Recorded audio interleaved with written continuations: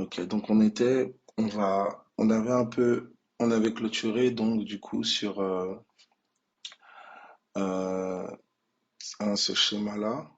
On était sur donc les épreuves, d'accord? Donc la crucifixion de la chair avec 1 Pierre, 1 Pierre donc au chapitre 3 à partir du verset 18. Hein, Jésus il a été mis à mort quant à la chair, hein, mis à mort quant à la chair, et il a été rendu vivant quant à l'esprit. Donc on avait vu ensemble que le message de l'évangile, c'est-à-dire le témoignage de Christ, le témoignage de sa mort, d'accord, quant à la chair et de sa résurrection quant à l'esprit, ce témoignage-là était caché, d'accord? Ce témoignage était caché dans toutes les situations, dans toutes choses que Dieu a créées. Le témoignage du Fils, le témoignage du Christ est caché. C'est un mystère qui est caché dans toute la création, dans tout ce qui vit, dans tout ce que Dieu a créé, dans tout ce que Dieu a fait, dans les temps, dans les circonstances, dans les événements. Est caché ce message-là. La mort quant à la chair et la résurrection quant à l'esprit, la vie de l'esprit, la vie de la chair, la vie de l'esprit, la fin d'un monde, la fin d'une ère, la fin de la chair et le début de l'esprit.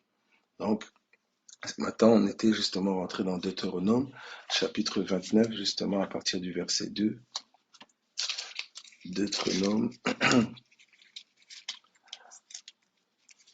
Deutéronome 29. Deutéronome 29 à partir du verset 2. Donc, je lis Deutéronome 29 à partir du verset 2. Voici, Moïse convoqua tout Israël et leur dit, vous avez vu tout ce que l'Éternel a fait sous vos yeux dans le pays d'Égypte. D'accord? Et il dit, Pharaon, ce qu'il a fait dans le pays d'Égypte, à Pharaon, à tous ses serviteurs et à tout son pays. 3. Les grandes épreuves que tes yeux ont vues, ces miracles et ces grands prodiges. D'accord? Donc, ces épreuves que tes yeux ont vues, hein, on l'a mis du côté chair, hein, souffrance, épreuve, il a souffert quant à la chair. On a vu que les épreuves, les souffrances, la souffrance de Christ, la mort de Jésus a incarné toutes les souffrances de l'humanité, passé, présent, futur. C'est-à-dire que toutes les souffrances de l'humanité, toutes les épreuves, quelles qu'elles soient, d'accord, qui sont bien sûr infligées par l'ennemi. Ah, c'est l'ennemi qui est derrière les épreuves, qui tente, qui détruit, qui afflige, qui accable. Et bien derrière cela, il y a une sagesse qui est cachée, il y a un mystère qui est caché, il y a un témoignage qui est caché, c'est celui de la crucifixion du Christ. La mort de Jésus et ses souffrances quant à la chair, et ben ça incarnait, d'accord, ça incarnait toute la souffrance d'Adam, toute la souffrance de l'homme adamique, toute la souffrance de l'homme charnel. Jésus a incarné toute la souffrance de l'humanité. Le Christ crucifié, c'est l'humanité crucifiée. Le Christ crucifié, c'est Adam, tous les Adam crucifiés. La souffrance de Jésus, c'est toute la souffrance de la chair incarnée en un seul homme. Et donc ici, quand il dit, les grandes épreuves que tes yeux ont vues, c'est la crucifixion du Christ que tes yeux ont vues. Il dit, ces miracles et ces grands prodiges, la résurrection de Jésus, toutes les promesses accomplies, on l'a vu hier, toutes les promesses accomplies incarnaient la résurrection de Jésus. Le Christ ressuscité, d'accord? Ah, votre son est coupé. On m'entend bien? C'est toujours OK pour le son? OK, gloire à Jésus. Donc le Christ ressuscité, vous voyez, le Christ ressuscité, il incarne en fait toutes les promesses accomplies, le salut manifesté, d'accord? Donc toute personne qui est dans la souffrance, toute personne qui est dans les épreuves, toute personne qui est dans la chair, d'accord? Ben, le Christ crucifié s'identifie. Le crucifié s'identifie à toute personne qui pleure, toute personne qui souffre, toute personne avec un lourd fardeau. Le Christ crucifié s'identifie à ta faiblesse, à tes lacunes, à tes manquements, à ta fragilité, à ton incapacité, à ton péché. Il s'identifie au toi chair. Voici, il a englouti dans sa mort. Il a englouti dans sa mort. Christ est mort pour toi. Il est mort à ta place. Il a pris la malédiction qui devait se poser sur toi. Il a pris ton péché. Il s'est identifié à la mort de ta chair. Et par sa résurrection, c'est la promesse d'une vie accomplie. C'est la promesse d'une vie. La résurrection, c'est la vie de l'esprit. C'est la vie du ressuscité. C'est la promesse accomplie. Donc, toutes les promesses, d'accord, trouvent leur accomplissement dans la résurrection de Jésus. Christ ressuscité, c'est l'incarnation de toutes les promesses accomplies. Est-ce que ça va pour tout le monde? Ça va jusque-là? Donc, vous avez comme ce calque, hein, vous avez comme ce calque, vous avez comme ce message-là qui est incarné en toute chose, voyez?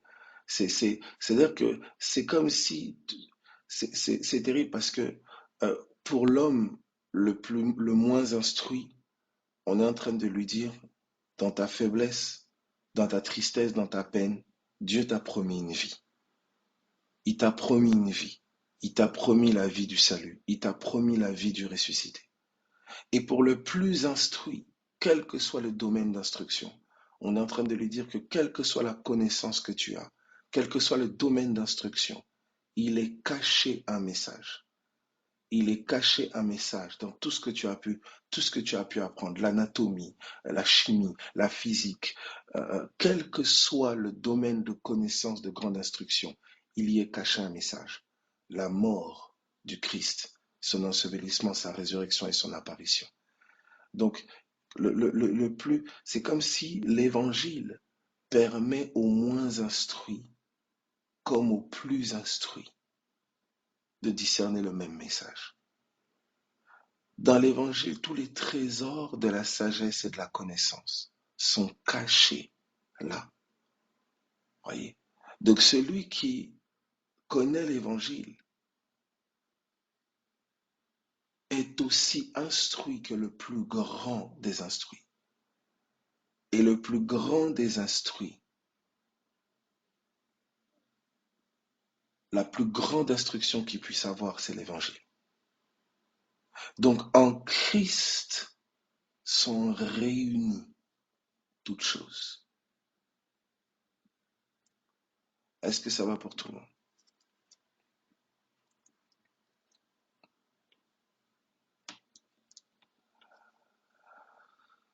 Voilà pourquoi, toi qui es peut-être sans instruction, ou quand je dis sans instruction, tu n'as peut-être pas fait des grandes écoles, des grands diplômes, des grands, je ne sais.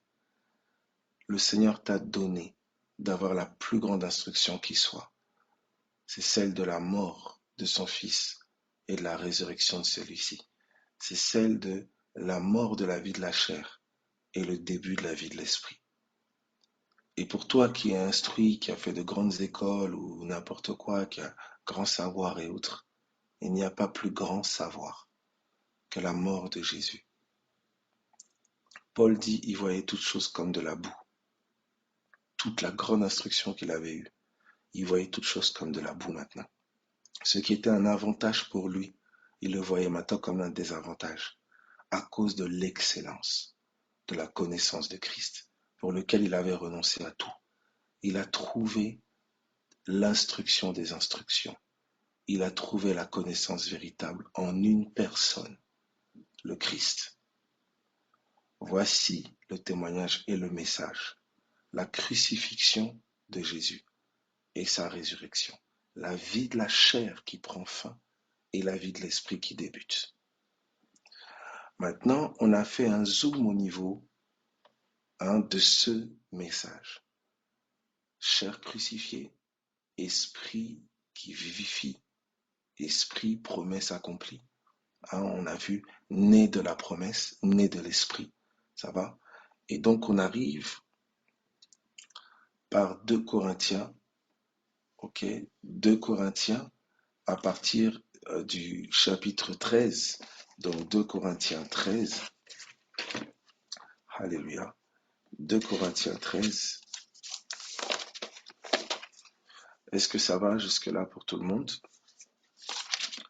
Donc tu vois, voilà. Et quand on arrive à la crucifixion de la chair, hein, il y a une seule chose qui pousse la chair à se livrer. totalement. C'est l'amour. Il n'y a pas de plus grand amour que de donner sa vie pour ce qu'on aime. Vous voyez, l'amour engendre l'évangile, produit naturellement l'évangile. L'amour qui se sacrifie. Je ne parle pas d'un amour égocentrique, égoïste, qui réclame toute l'attention sur lui. Non, ça c'est un amour démoniaque. L'amour mature se livre. L'amour mature donne. L'amour mature nous a été montré en Jésus.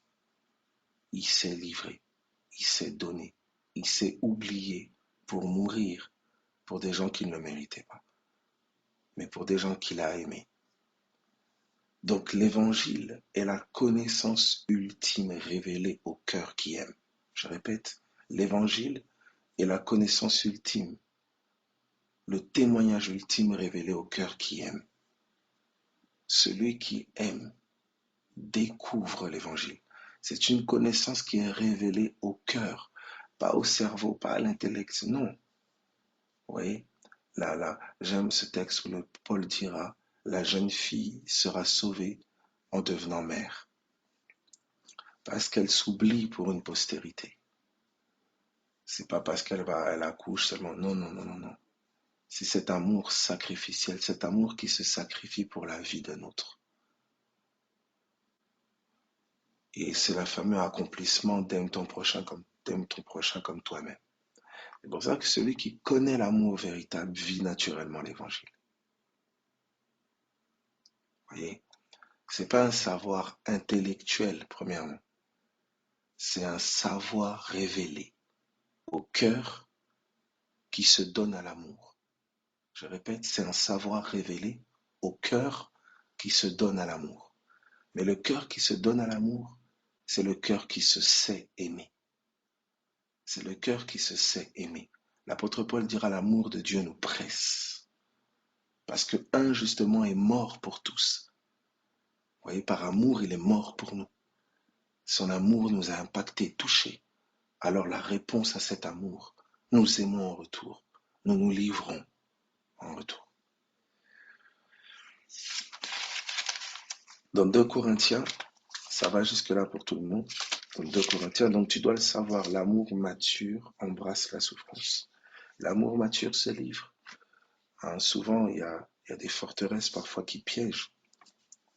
C'est que quand on a beaucoup parfois souffert dans notre vie, etc., il y a cette peur de souffrir, etc., et en relation ou par rapport aux gens, donc on ne fait plus confiance, voilà, moi j'ouvrirai plus jamais mon cœur parce que ceci, cela.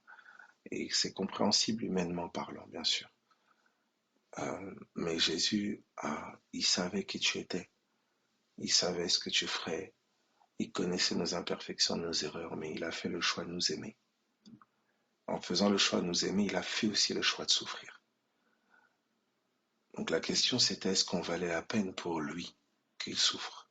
Lui a répondu oui. Oui, ça valait la peine que j'aime l'humanité, ça valait la peine parce que Dieu les a aimés. Donc il y a une part de souffrance quand on décide d'aimer vraiment. Et c'est la croix. C'est la croix. Jésus dira que celui qui veut me suivre se charge de sa croix. Il pose la question à Pierre. Pierre, m'aimes-tu? Mais il dit, Pierre, bien sûr, oui, je t'aime, Seigneur. Il dit, tu m'aimes? Oui, oui, ok. Il dit, alors paie mes brebis. Il dit, moi, m'aimer, ça va, hein, c'est cool. Mais regarde, j'ai un corps. Alors ce corps-là, il est boiteux, il est têtu, il est difficile. On le fatigue tellement. Mais Jésus a dit à Pierre, paie mes brebis, aime-les. Ce que vous faites à l'un de mes plus petits, c'est à moi que vous le faites. Voyez, l'évangile n'est pas un savoir intellectuel premièrement, c'est un savoir révélé au cœur qui aime. Plus l'amour de Dieu est déversé dans nos cœurs par l'Esprit, plus cet amour nous presse et plus l'évangile nous est révélé. Le sens du sacrifice, le sens de cette vie de l'Esprit manifestée. On assiste à un Christ qui sauve, qui délivre, qui agit, qui relève l'affligé, qui guérit le malade. L'apôtre Paul disait, la mort agit en moi, la vie agit en vous. Regardez dans ce 2 Corinthiens chapitre 13. L'apôtre Paul le formule encore bien ici. 2 Corinthiens chapitre 13. Donc tu ne pourras jamais connaître et comprendre l'évangile juste en lisant ta Bible. Non. La Bible va t'indiquer les versets, l'enseignement va t'indiquer ce que ça signifie et te le présenter. Mais tu ne pourras le vivre que quand tu prends la décision de vraiment aimer Jésus et de vraiment aimer son corps. J'aime la parole, il dit, nous savons que nous sommes passés de la mort à la vie, car nous aimons les frères. Oh Seigneur Jésus, c'est là. Oh Jésus-Christ. Regardez maintenant. 2 Corinthiens 13, on peut évoluer. Ça va pour tout le monde. Mettez Y si c'est OK. Alléluia. Merci Jésus. Gloire à Jésus. Donc, on est dans 1 Corinthiens, donc 2 Corinthiens chapitre 13, à partir du verset 4. 2 Corinthiens 13, 4.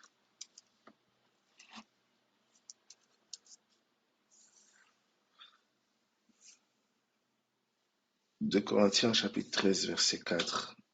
Car il a été crucifié à cause de sa faiblesse. Mais il vit par la puissance de Dieu. J'ai envie de dire cette phrase qui monte fort dans mon cœur. L'amour n'est jamais un investissement stérile. L'amour est un investissement rentable. Hein, des fois, il peut avoir ses pensées, tout ça pour rien, etc. Non. Si ton cœur a vraiment aimé, alors il y avait un enseignement. Il y avait un enseignement que tu devais tirer, quelle que soit la déception, la peine ou la tristesse. Il y avait un enseignement. Voici l'évangile. Voici l'évangile. Et regardez ce qui est dit. Car il a été crucifié à cause de sa faiblesse. Verset 4.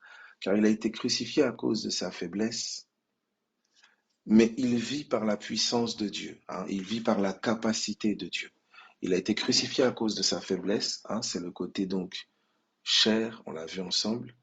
Crucifixion du Christ, faiblesse, incapacité. Mais il vit, d'accord, par la puissance de Dieu. Donc la vie de l'esprit. Hein, il vit par la capacité, d'accord, puissance de l'esprit, d'accord. Il vit par la capacité, il vit par la puissance de Dieu. Donc on voit faiblesse de la chair, capacité de l'esprit. Faiblesse de la chair, puissance de l'esprit. Est-ce que ça va? Est-ce que tout le monde voit ça, hein? J'essaye vraiment de... Hein, maintenant, quand tu penses, et même dans tous les enseignements qui vont être amenés, on aura toujours ces deux angles-là. D'accord? Cet aspect chair crucifié, hein, et cette vie de l'esprit. D'accord? C'est l'évangile. C'est l'évangile. Donc, l'esprit enseignera la découverte de cette vie promise, la découverte de cette vie du ressuscité, de cette vie de l'esprit, avec des pratiques qui sont propres au ressuscité. Imposer les mains, proclamer, prendre commander, prendre autorité, se positionner. Hein, c'est la vie du ressuscité. Et de l'autre côté, une chair crucifiée, des épreuves, des souffrances, le jeûne, d'accord? Le jeûne contribue, hein, à mortifier la chair. D'accord? C'est le côté chair crucifié. Jeûne, c'est le côté chair crucifié. Prière, c'est le côté esprit. D'accord? Donc, vraiment, on parle de jeûne et prière, on couple les deux. Vous voyez? Donc, dans toute chose, il y aura toujours ces deux angles. C'est l'évangile. C'est l'évangile complet. Est-ce que ça va pour tout le monde? Ça va? Donc, quel que soit ce que tu vis, hein, j'ai donné, euh, euh, on est dans un temps de jeûne là, euh, et voilà la pensée, hein, qui ressortait. On terminer aujourd'hui. À minuit, d'ailleurs, on prendra des temps comme ça, si ça intéresse certains, sur GoToMeeting, on prendra des journées, voilà, on fixera des jeûnes collectifs qu'on puisse ensemble, jeûner ensemble, avoir cette pensée commune du jeûne.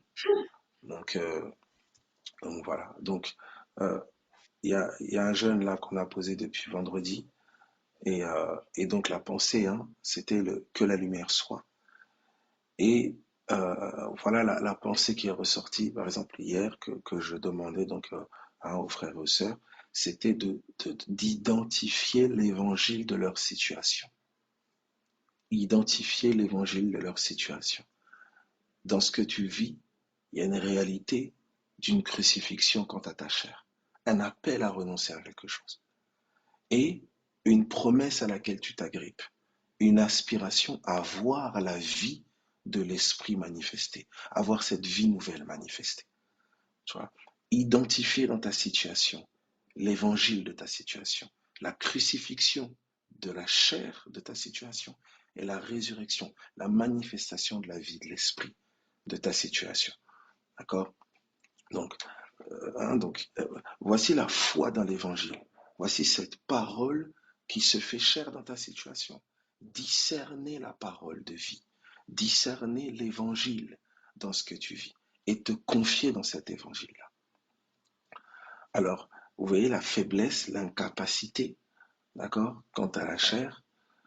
Et je donne un exemple. Je peux être par exemple marié avec un homme et avec une femme inconvertie. Ou je peux avoir des enfants inconvertis, des parents inconvertis. Je donne un exemple. Un ami inconverti. Paul dit, je ressens les douleurs de l'enfantement, jusqu'à ce que Christ soit formé en vous. Mon aspiration à ce qu'il soit converti, vous voyez, c'est la vie promise.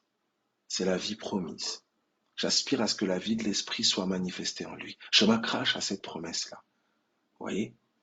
Donc ça, vous voyez, c'est le côté vie promise. La manifestation de la vie de l'esprit, donc le Christ ressuscité, c'est sa conversion. Mais le Christ crucifié, c'est tous les inconvénients que son non-renoncement, que sa non-conversion me font vivre. Peut-être que parce qu'il est aveugle, parce qu'elle est aveugle, j'en souffre.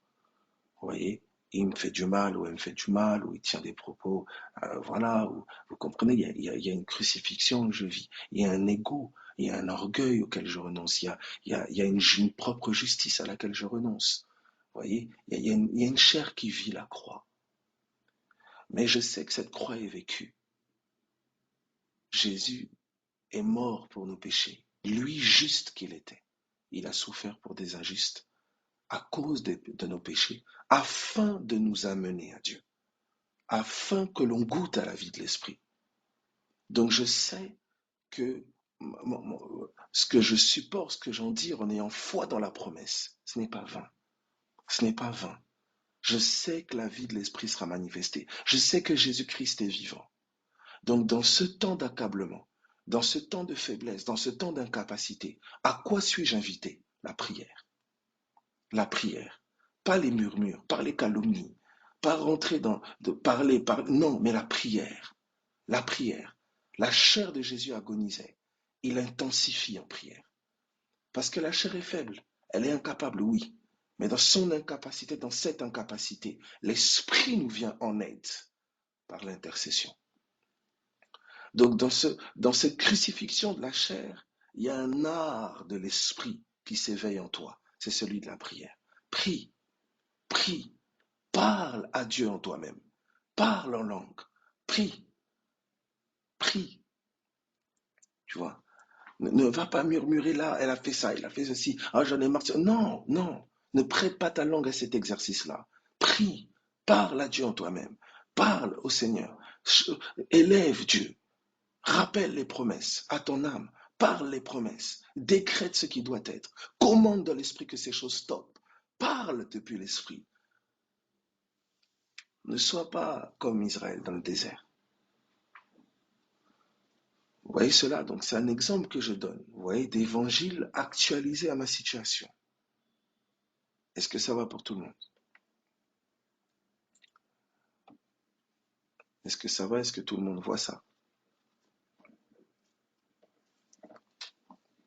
Gloire à Jésus. Alors, dans 2 Corinthiens 12, vous voyez, il dit donc à partir du verset 4, il dit, tac, tac, tac, 12, 13, 4, il dit, car il a été crucifié à cause de sa faiblesse, en 13, 4, car il a été crucifié à cause de sa faiblesse, mais il vit par la capacité de Dieu.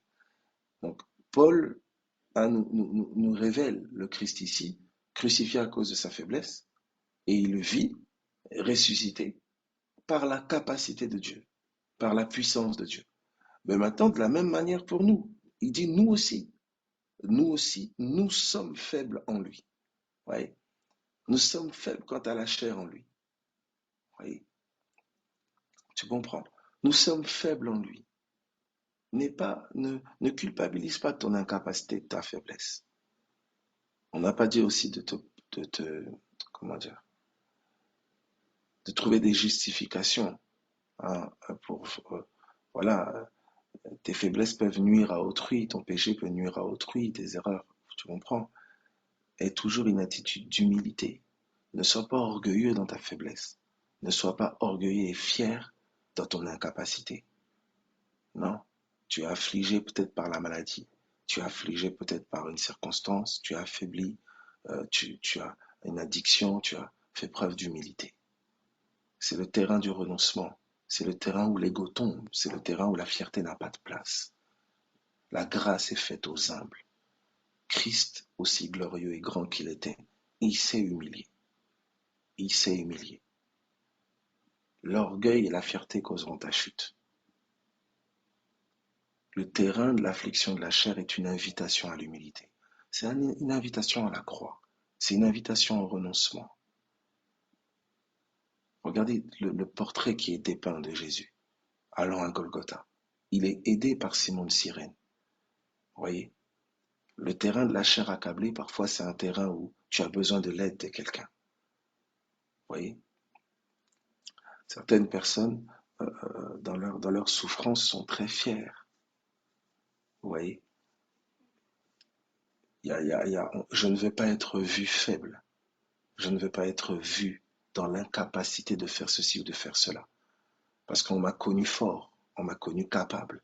Je ne veux pas être vu faible, je ne veux pas être vu incapable, je ne veux pas être vu peureux, peureuse.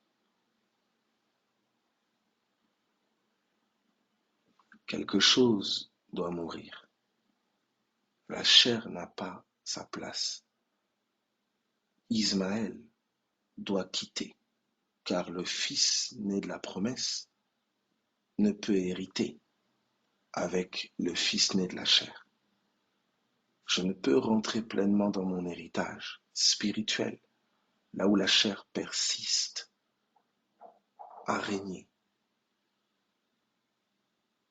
La croix, c'est aussi une invitation à mon héritage spirituel. La croix signe la fin de mon héritage charnel. Donc là où je maintiens cet orgueil, je maintiens cet ego, je maintiens cette mentalité égoïste, égocentrique, je suis en train de maintenir les ténèbres, je maintiens la non-promesse, je maintiens la non-vie de l'esprit, je maintiens l'ennemi de Dieu. Donc c'est pas pour les gens, je le répète, c'est pas premièrement pour les gens qu'on s'humilie, c'est pas pour les gens qu'on renonce, c'est pas pour les gens qu'on pardonne, non. C'est parce que l'amour de Dieu nous a pardonné, s'est humilié pour nous. Alors en réponse à ce que nous avons vu de lui, nous répondons de la même manière, par sa grâce, par sa capacité. L'humilité dont tu fais preuve face à cette personne qui bombe le torse et autres, c'est pas pour cette personne premièrement, c'est par amour pour ton sauveur, c'est par amour pour celui qui s'est humilié pour toi. N'oublie jamais ça, n'oublie jamais ça. Tu descends parce qu'un Dieu est descendu pour toi. Alors si tu as devant les yeux son comportement et son attitude, tu risques de toi-même produire le même comportement et la même attitude. Mais si tu as devant les yeux la croix, si tu as devant les yeux Golgotha, si tu as devant les yeux celui qui a été ainsi pour toi, alors tu trouveras dans le crucifié la capacité de vivre ta croix. Je dis, tu trouveras dans le crucifié la capacité de vivre ta croix.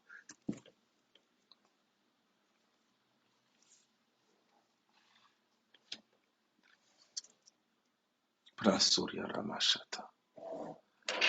Est-ce que ça va pour tout le monde? Est-ce qu'on peut évoluer? Est-ce que ça va? Gloire à Jésus. Alors regardez maintenant, donc vous voyez, il dit, alors regardez la suite de ce que Paul dit, il dit, nous aussi, nous sommes faibles en lui. Vous voyez un peu? Nous aussi, nous sommes faibles en lui, mais nous vivrons. Voici la vie de l'esprit. Vous voyez? Nous vivrons. Mais regardez la vocation de la vie de l'esprit. Regardez ce qui est dit. Nous vivrons avec lui par la puissance de Dieu. Dans quel but? Pour agir envers vous. Pour agir envers vous. Vous voyez un peu? Donc la vie de l'esprit, elle est tournée vers le corps. Elle est tournée vers les hommes. Vous voyez? Elle sauve, elle délivre, elle guérit, elle aime. Vous voyez, elle est tournée vers, elle n'est pas centrée sur moi. Elle n'est pas focalisée sur moi. Non, mon nombril, non. La vie du Fils n'est pas une vie égoïste. L'ego, le moi, a été crucifié. Le Fils me sauve. Il sauve les âmes. Le Fils ne pense pas à lui en priorité. Il pense à Dieu. Il vit pour Dieu. La mentalité du Fils. Hein, c'est quelque chose encore ça. Oui. Alors regardez, parce qu'on est, on est tellement dans une société parfois où le moi est tellement mis en avant. Hein, culture du selfie. Hein, le moi, le moi, le moi, le moi, le moi. L'égocentrisme. On élève l'ego. La confiance en soi, le moi, le moi, le moi. Non, c'est pas notre école. Ce n'est pas notre école. Le moi, nous n'en sommes pas fiers. Parce que nous avons vu ce qui était caché derrière lui. Nous avons vu que le péché a été emprisonné dans la chair. On a vu ses dégâts, on a vu sa ruse, on a vu son égocentrisme, on a vu ce qu'il produit et combien il est ennemi de Dieu. Nous ne sommes pas fiers du moi. Non, nous sommes comme cette femme qui veut être voilée, qui veut être cachée, qui ne veut pas qu'on la voie. Mais nous voulons que notre époux soit vu. Nous voulons que le Fils paraisse. Sa beauté, nous voulons qu'elle prenne l'ascendant sur l'horreur de notre péché, sur l'horreur de notre chair. Nous nous confions dans cette vie promise. Nous ne méritions pas cette vie. Dieu, dans son amour, nous a promis une vie nouvelle, de vase pourri, souillé que nous étions. Il nous a promis cette vie sainte. Alors nous sommes vus, admirés par les êtres les plus glorieux, parce que le Fils désormais est en nous. Nous portons ce trésor dans des vases de terre, afin que la puissance de ce trésor ne soit pas attribuée à nous, mais que toute la gloire de ce trésor soit attribuée à Dieu. Attention,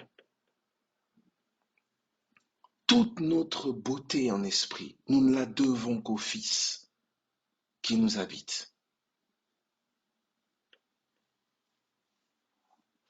Il est et nous sommes par lui. Il est et nous sommes par lui. Est-ce que ça va pour tout le monde? Alléluia. Ça, quand vous chassez les esprits, vous pouvez le voir. Tu sais très bien qu'en un claquement de doigts, ce démon-là pourrait, voilà, hein, t'achever ou je ne sais. Mais il te craint. Il voit quelque chose. Il obéit. Il se soumet. Qu'est-ce qu'il voit? C'est pas toi. C'est pas en ton nom. Les disciples étaient choqués. Ils disaient, mais les démons même nous sont soumis. Mais oui, c'est pas à vous. La parole que je vous ai donnée, allez, c'est elle qui porte mon ADN. Lorsque Jésus a dit à Pierre, viens, Pierre a marché sur le viens. La mer s'est soumise, la loi de la gravité s'est soumise à Pierre, parce que le viens avait été libéré par Jésus. Quand la parole t'est communiquée, la divinité t'est communiquée. Quand la parole t'est communiquée, elle te donne l'autorité, le droit, la légitimité du Fils de Dieu. C'est pour ça que tu dois t'agripper à cette parole. C'est pourquoi tu dois t'attacher à cette promesse. Ne t'égare pas, ne perds pas ton temps dans des futilités charnelles, dans des mentalités terre à terre, dans des, je sais pas, des séries, des distractions, tellement de choses, des TikTok, des réseaux, tellement, ne gaspille pas ton temps. Découvre le Fils. Cherche à découvrir le Fils. Plonge-toi, immerge-toi. Cherche à comprendre cet évangile-là. C'est là tout le mystère. Tout le mystère est caché là. C'est une chose de le lire. C'est une chose d'en avoir la révélation. Cherche à comprendre la mort de Jésus, qu'est-ce qu'elle implique, sa résurrection. Cherche à pénétrer ces choses-là. Là est ton salut. Et le salut des tiens et de ton entourage, etc. Est-ce que ça va pour tout le monde? Est-ce qu'on peut évoluer? Alléluia. Gloire à Dieu. Alors regardez, nous sommes maintenant dans 2 Corinthiens 12 aussi. Et on découvrait quelque chose hein, avec 2 Corinthiens 12. Hein, donc, nous sommes dans 2 Corinthiens 12 à partir du verset, voilà, 2 Corinthiens 12 à partir du verset 9. Donc 8 d'abord. 8. Écoutez bien ceci. Il dit, merci Jésus, 3 fois j'ai prié le Seigneur de l'éloigner de moi, d'éloigner ce messager de Satan. Alors vous comprenez maintenant l'action des ténèbres. Vous voyez quand il a été dit au serpent, tu auras pour nourriture la poussière de la terre. Vous voyez maintenant, Satan fragilise, affaiblit, détruit, accable la chair. Vous comprenez? C'est sa nourriture. Mais nous ne sommes pas appelés à faire une fixette sur lui. Attention, dans cet accablement, il y a une puissance qui l'assujettit, qui est cachée dans l'esprit. C'est comme ça qu'il est dit, soumettez-vous à Dieu, résistez au diable, il fuira loin de vous.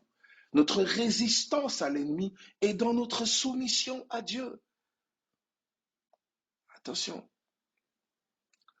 la fixette n'est pas à faire sur l'ennemi. Regardez, ici Paul a voulu faire une fixette sur le messager de Satan. Il prie, éloigne-le de moi, éloigne-le de moi. Dieu lui dit, Paul, ma grâce te suffit, ma grâce est suffisante. L'évangile a pourvu à la victoire. C'est suffisant. Il ne comprenait pas. Et là, soudain, Paul bascule. Il dit, parce qu'il a cette révélation, verset 9, il comprend que ce n'est pas l'ennemi le problème. Ce n'est pas l'ennemi le problème, il fait son travail d'accabler ma chair, d'amoindrir ma chair. Mais il y a quelque chose qui veut me cacher. Sa ruse veut me tromper sur quelque chose. Sa ruse veut me voiler quelque chose. Elle veut me voiler qu'il y a une vie de l'esprit qui domine sur lui. Il y a une vie de l'esprit qui a l'ascendant sur lui. Je suis son maître, je domine sur lui. C'est ça qu'il est dit dans Galates, aussi longtemps que l'héritier est enfant. Qu'est-ce que l'enfant? Paul le décrit dans 1 Corinthiens 3. Qu'est-ce que l'enfant? Jetons un œil rapidement et nous reviendrons sur ce 2 Corinthiens. Aussi longtemps que l'héritier est enfant. Regardez Galates chapitre 4. Galates chapitre 4. Galates chapitre 4. Calme-toi, calme-toi. Essaye de te calmer. Ça tape de tous les côtés, ça fuse de tous les côtés, ça attaque. Oui, ça. Essaye de te calmer dans le calme, la tranquillité. Il y a une force dont tu n'imagines pas l'ampleur qui est cachée. Quelque chose qui doit être révélé et qui va te donner de traverser. Car ce qui est né de Dieu, ce qui est né de l'Esprit, ce qui est né de la promesse, triomphe du monde. Or, ce qui triomphe du monde, c'est notre foi.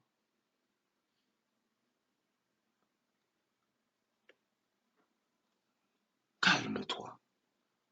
Essaye de te calmer. Que la douce voix de Dieu te donne de te calmer au milieu de cette tempête. Que ton homme du cœur trouve le repos et qu'il soit donné aux yeux de ton cœur d'être illuminé pour contempler la croix, contempler la grâce. Regarde ce qui est dit ici.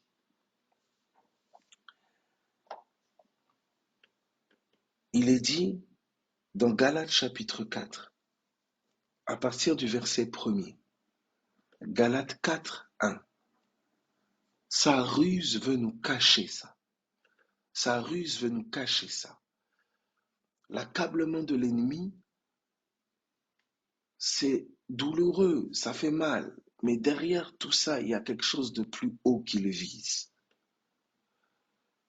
C'est nous voiler la connaissance du Christ. C'est nous cacher la promesse accomplie. Par sa ruse, par ses divers artifices et manipulations de la matière et de la chair, il veut nous voiler cette vie qui nous a été promise.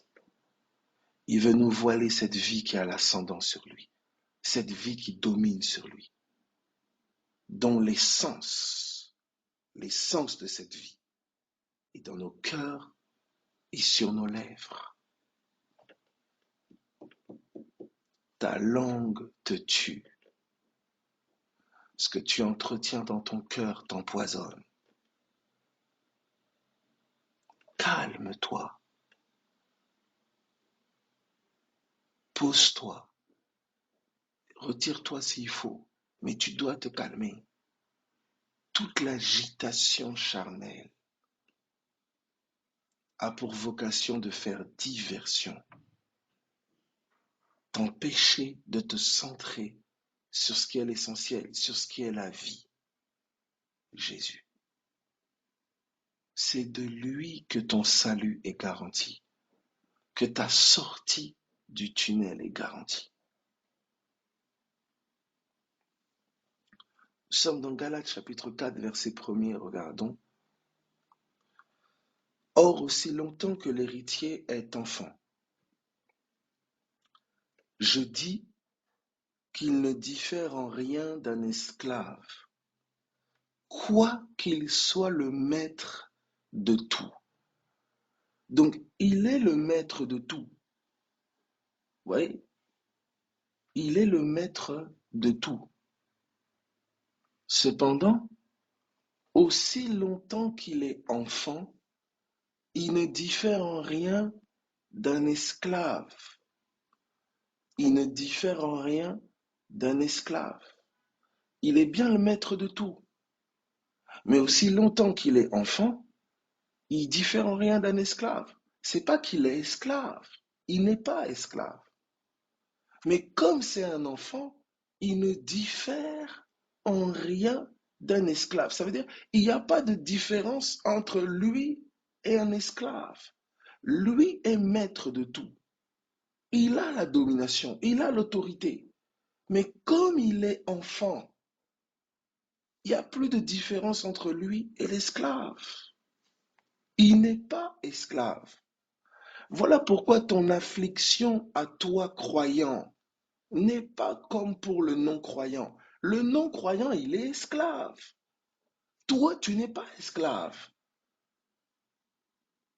Toi, la domination t'habite. Ce n'est pas pareil. Lui, c'est un assujettissement. Toi, c'est un exercice de domination et d'autorité. Tu es fils. Tu es fille de Dieu. Tu as été, comment dire, tu as été investi d'une autorité. On t'a donné la verge. Et maintenant, c'est quoi l'enfant? C'est quoi l'enfant? Regardez 1 Corinthiens 3. 1 Corinthiens chapitre 3. 1 Corinthiens chapitre 3 à partir du verset 1er. Parle, parle. Il faut que tu parles. Le Fils exerce l'autorité par la verge de sa parole. Parle. C'est terminé dans ma vie. Ça suffit. Je stoppe cela au nom de Jésus.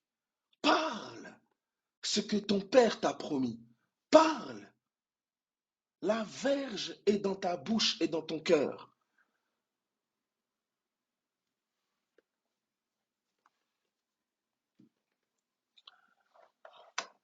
1 Corinthiens chapitre 3 à partir du verset 1er. 1 Corinthiens 3, 1. 1 Corinthiens 3, 1. Voici, donc je dis ici, j'écris ici, voilà, on dit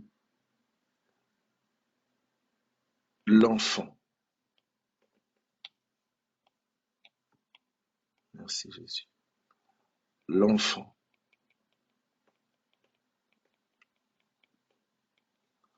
On nous parle d'un héritier enfant.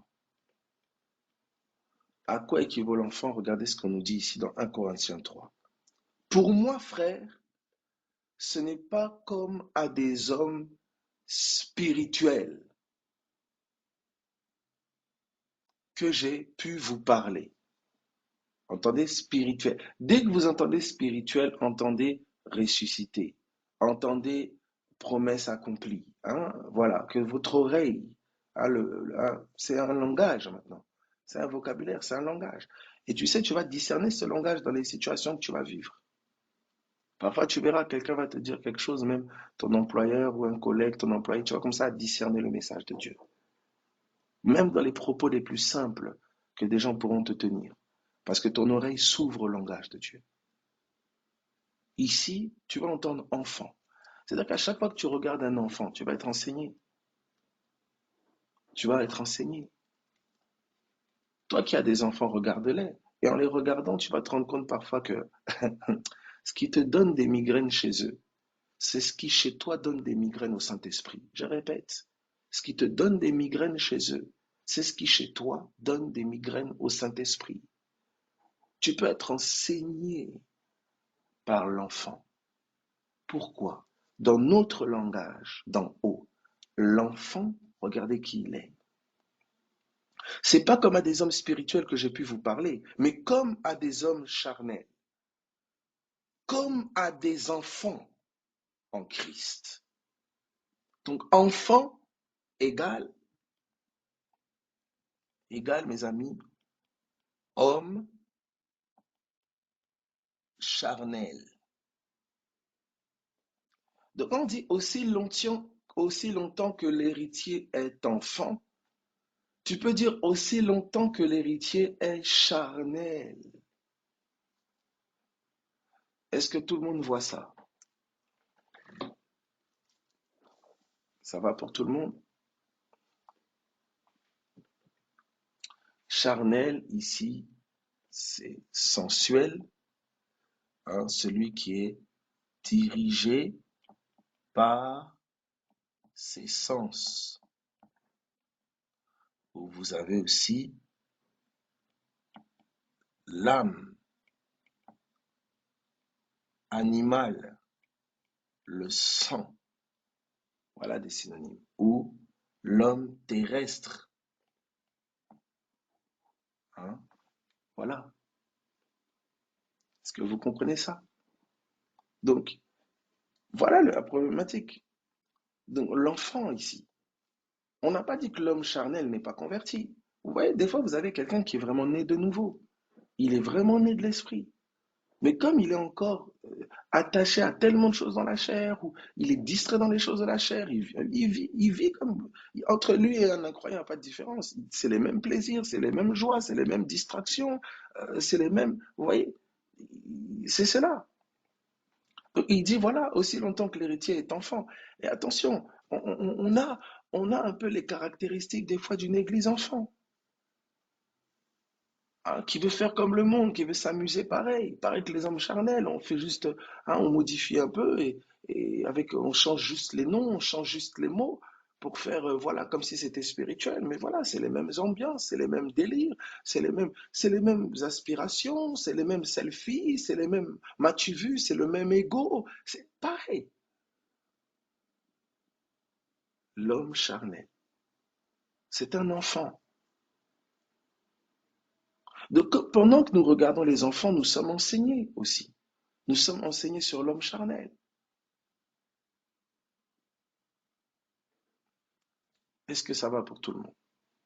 Alors l'homme charnel doit connaître quoi? L'homme charnel doit connaître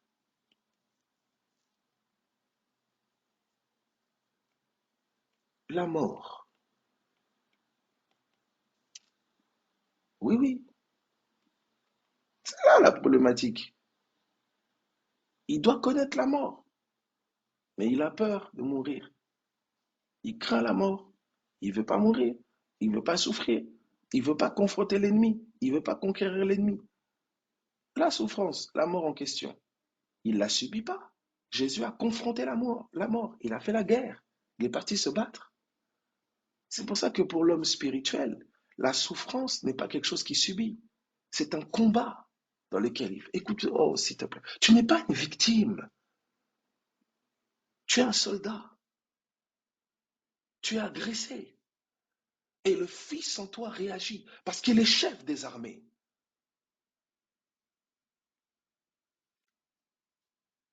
L'enfant, ici, c'est un déserteur.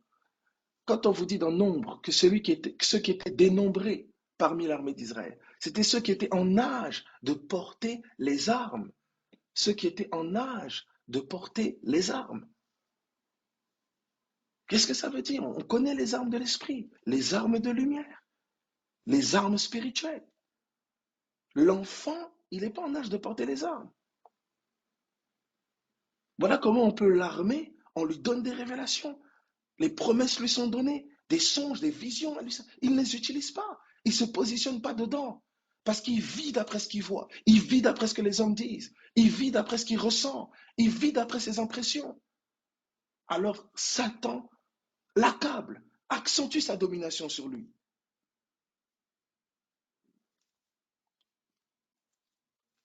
Est-ce que vous voyez cela? Alors, sa délivrance, c'est de grandir. Alléluia. Sa délivrance, c'est de grandir. Alors, regardez. Est-ce que jusque-là, ça va pour tout le monde? On peut évoluer? Je répète, sa délivrance, c'est de grandir. Alléluia. Tu sais, il y a des délivrances qui ne résident pas seulement à coup d'imposition des mains, mais il y a des délivrances qui résident dans ta croissance. Je dirais même, la délivrance majeure réside dans ta croissance.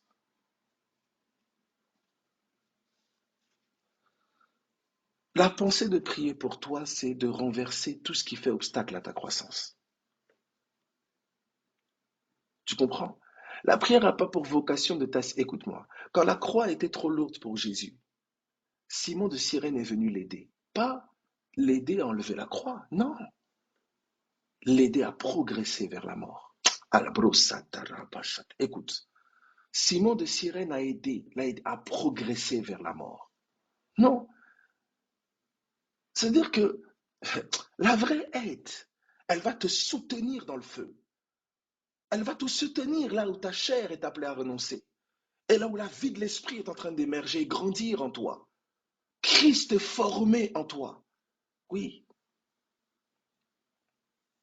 Aucun fils véritable ne peut être exempté de la croix, ne peut être épargné de la croix. C'est pas possible. Sinon, c'est que soit tu n'es pas fils, tu es bâtard, comme Paul le dit dans 1 Corinthiens 12, 1 Corinthiens 12, 2 Corinthiens 12. Ou soit tu fuis la croissance, tu veux demeurer enfant. Et c'est tellement ce qui arrive dans notre société, si vous remarquez bien. Au même âge, il y a peut-être 50 ans, les jeunes étaient beaucoup plus matures. On est dans une société de divertissement, de plaisir, quelque chose qui empêche, comme le peuple, de maturer.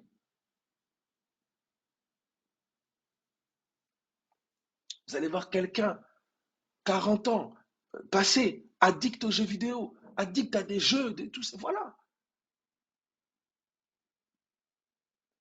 Pourquoi? Parce que vous le vouliez ou pas, l'enfant grandit au travers de la souffrance. C'est une réalité. Regardez pour certains, examinez cela, regardez cela. Vous avez remarqué que pour la plupart souvent des enfants ou des personnes qui ont parfois connu certaines souffrances ou certaines responsabilités assez tôt, vous comprenez? Je dis de manière équilibrée, parce que quand la souffrance est abusive, quand l'accablement est abusif, ça crée des carences, ça crée beaucoup de choses. Mais quand il y a quelque chose, c'est comme je donne l'exemple du four. Si vous laissez le pain au four, vous mettez le pain au four et que la cuisson est au temps et au degré qu'il faut, le pain est savoureux lorsqu'il sort du four. Mais si vous mettez le feu trop fort, si vous laissez le pain dans cuire, continuer de cuire, cuire, cuire alors que vous êtes censé le sortir, il va cramer. Il n'est plus comestible. Il y a un degré, écoutez bien, si, oh là là, c'est vrai. L'ennemi attaque. Mais là où je suis attaché à la vie de la promesse, là où je suis attaché à la vie de l'esprit, c'est un four qui me fait croître. Oh. Vous comprenez quand les apôtres ils se réjouissaient dans les afflictions? Parce qu'ils étaient comme des pâtes qu'on mettait au four. Alléluia, je prie que tu sois une pâte sans le vin que l'on mette au four. Quand tu sors du four, tu es croustillant. Pas un pain cramé qui dure au four parce qu'il refuse la promesse, il ne saisit pas la vie de l'esprit. Mon peuple périt parce qu'il lui manque la connaissance. Mon peuple demeure dans le four et crame parce qu'il lui manque la connaissance. Le peuple d'Israël n'était pas censé périr dans le désert. Il devait rentrer à Canaan. Mais dans le désert, regardez ce qu'ils ont fait à la manne. Regardez ce qu'ils ont fait à la manne. Ils ont méprisé, ils étaient fatigués, lassés de cette manne, alors qu'en elle était la vie.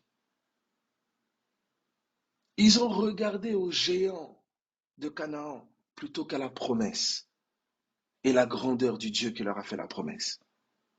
Alors ils sont morts dans le four. Ils ont cramé dans le four.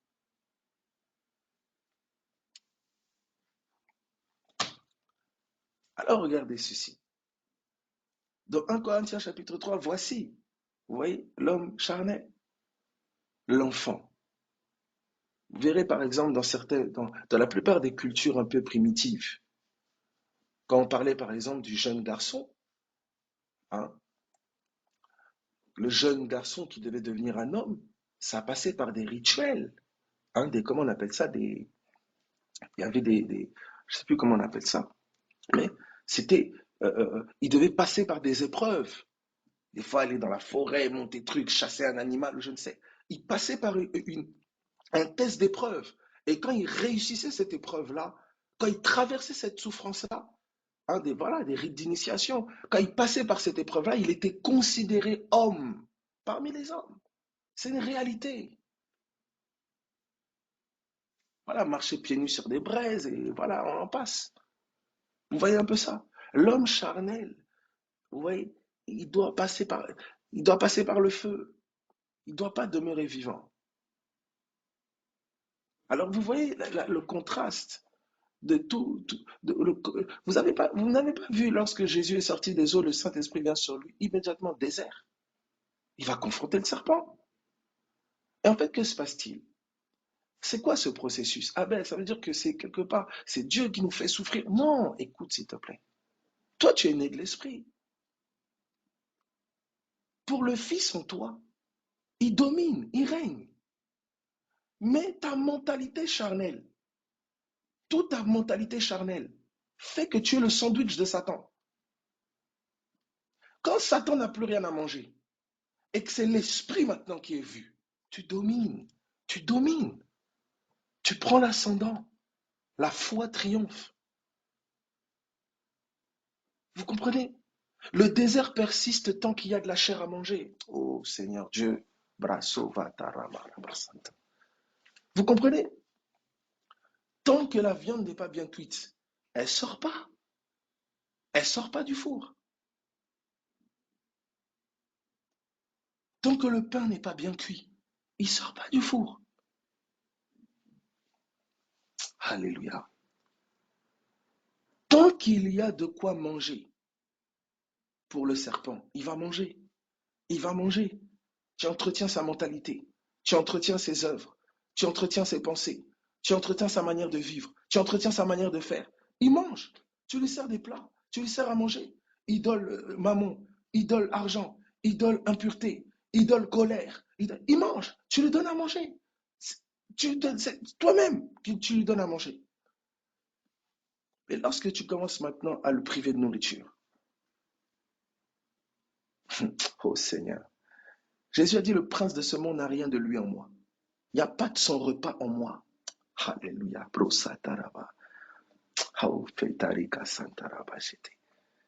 pas de son repas en moi. C'est pour ça, écoutez, c'est pour ça que les entrailles de la terre devaient recracher Jésus. Oh Seigneur Dieu.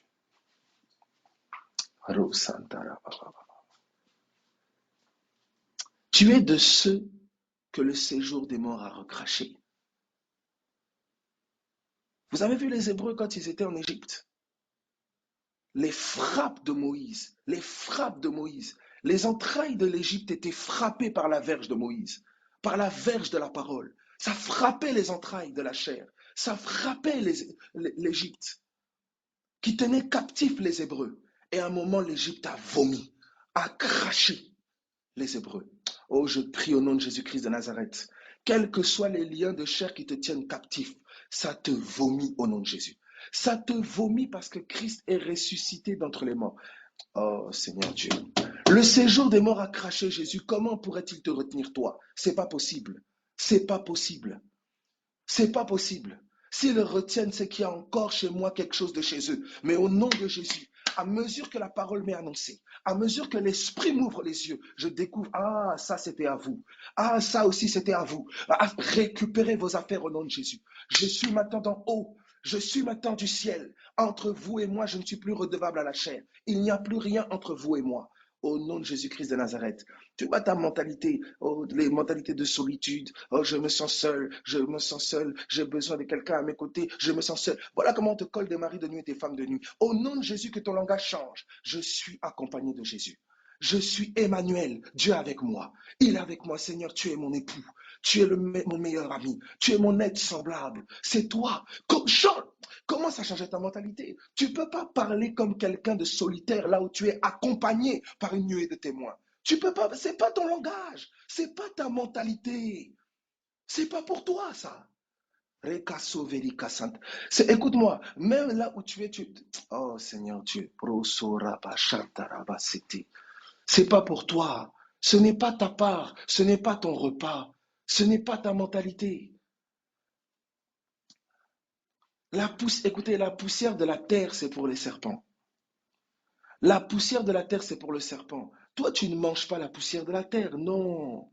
Tu manges la manne qui vient du ciel. Tu manges la manne qui vient du ciel.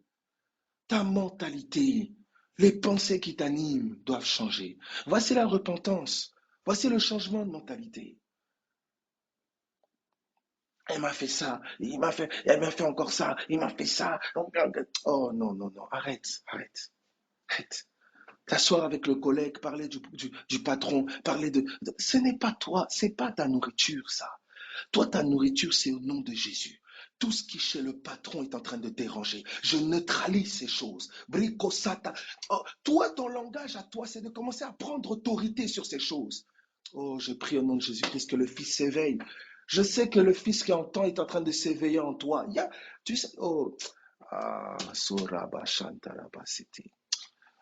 Rico Sontorobo Shata. Tu n'es pas de ceux qui murmurent.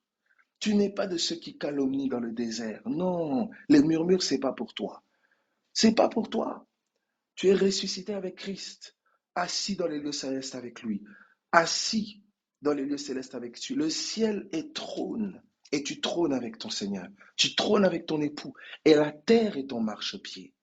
La terre est ton marchepied. C'est-à-dire que la terre, c'est sous tes pieds, c'est ce sur quoi tu marches. C'est pas ce sur quoi tu t'assois. Tu es assis dans le ciel et tu marches sur la terre. Ton assise est dans les lieux célestes.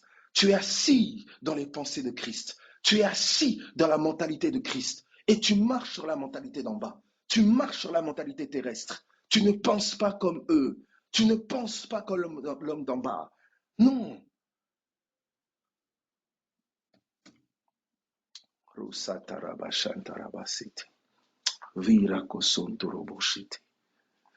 Oh, je prie que nos cœurs s'élèvent.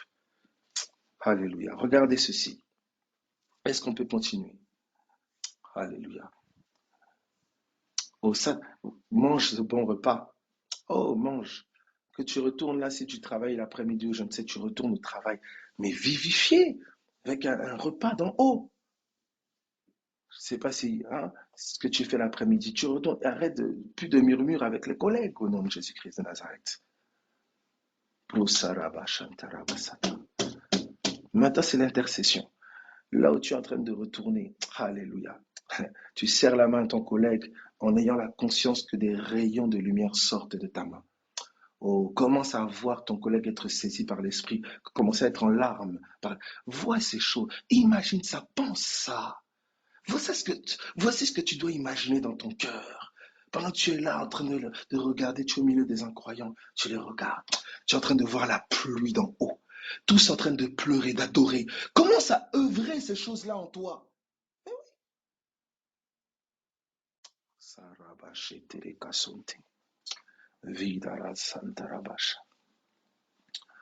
Sans la prière, hein, c'est pas possible, mes amis.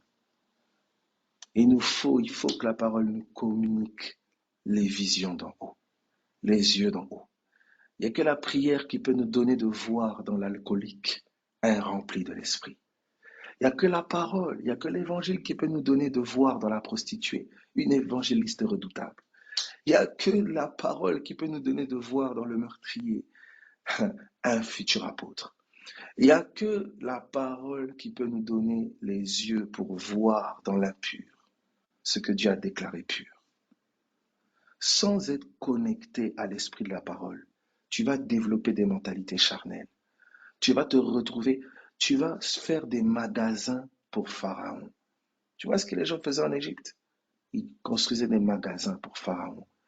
Ta vie, c'est-à-dire que dans des zones de ton âme, ça devient des magasins de stockage pour la mentalité charnelle.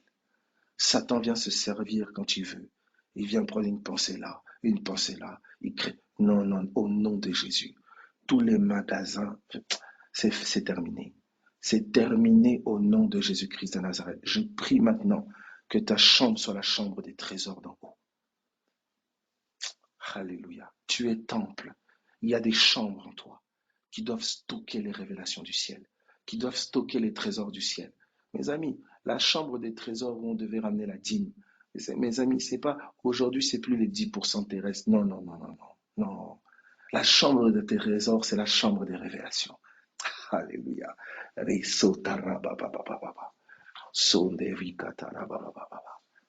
Oh Seigneur Dieu. Ah Jésus de Nazareth. Est-ce qu'on peut évoluer? Alléluia. Merci Jésus. Regardez 1 Corinthiens 3. Est-ce que ça va pour tout le monde? Mettez-moi OK si c'est bon, ou Y, yes, mettez-moi, dites-moi que je puisse savoir que je parle à des gens vivants. Gloire à Dieu, gloire à Dieu. Sois consolé, sois fortifié là où tu es, au nom de Jésus, au nom de Jésus. Tu as cru en un Jésus vivant, même si on te dit fou, folle, tu as cru en un Jésus vivant. Il est réel, nous l'avons goûté, même si c'est à une certaine mesure, pas en plénitude encore peut-être, mais nous savons qu'il est réel, il est vivant. Ne te décourage pas, sois fortifié. Regarde ici en Corinthiens chapitre 3, tu vois cela. Enfant égale homme charnel. Tu vois cela? L'enfant, homme charnel. Vous voyez? Donc quand on dit aussi longtemps que l'héritier est enfant, on est en train de dire aussi longtemps que l'héritier est charnel, qu'il est conduit par ses sens, qu'il vit par l'âme, aussi longtemps que l'héritier est homme animal, aussi longtemps qu'il vit par la voie du sang, aussi longtemps qu'il vit premièrement terrestrement, il ne diffère en rien d'un esclave.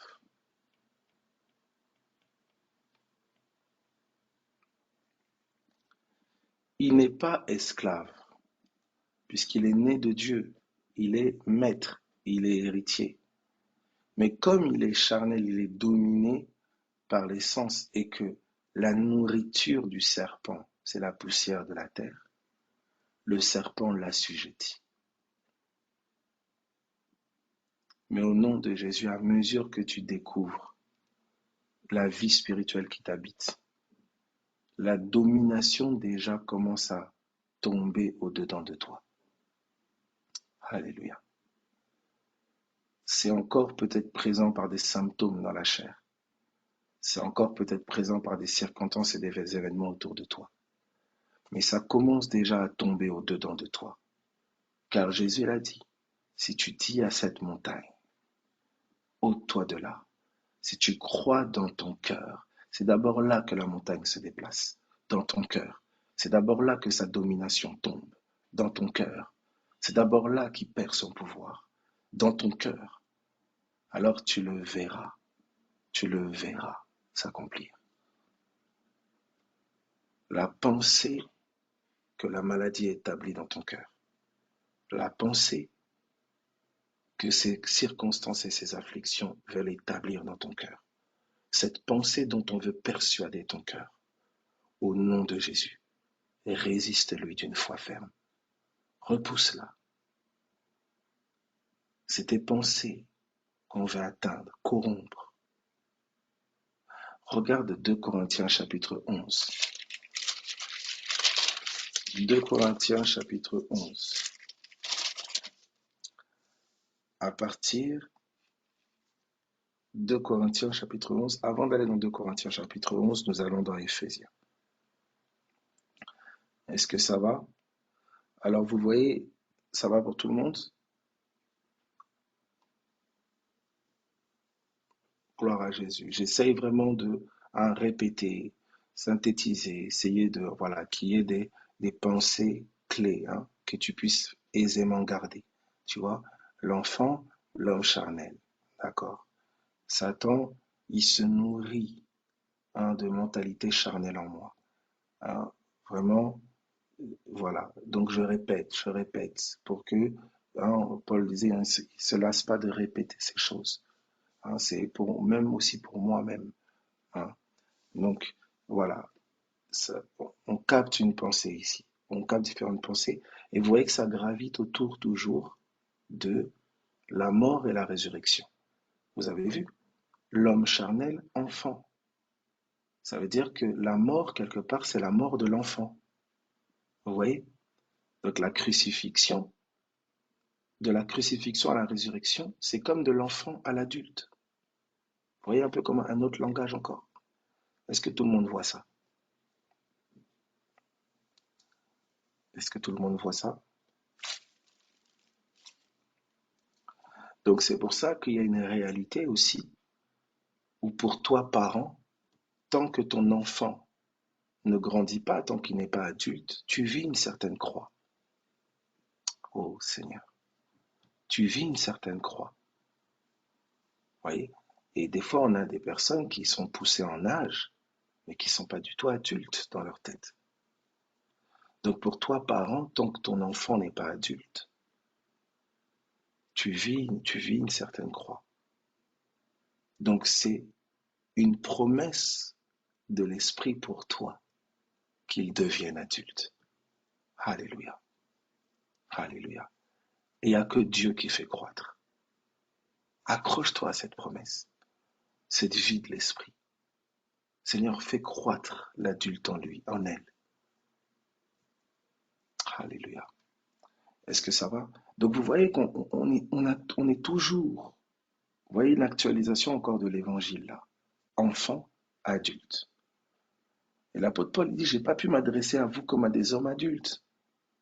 Vous voyez, comme à des ressuscités, comme à des fils, mais comme à des enfants, comme à des hommes charnels. Est-ce que ça va pour tout le monde? Tout le monde voit ça? Vous voyez un aspect de la croix ici encore? Une actualisation? Tout le monde la voit?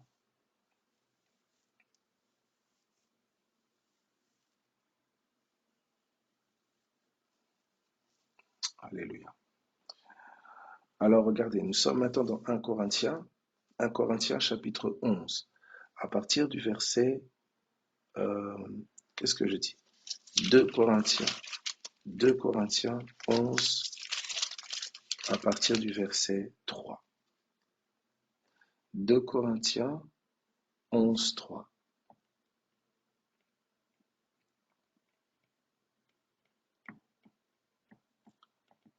Je répète, oh merci Seigneur, alléluia. Tu vivras une forme de croix, d'accord? Tant qu'il est enfant, vous voyez? Tant qu'elle est enfant, tu vivras une forme de croix.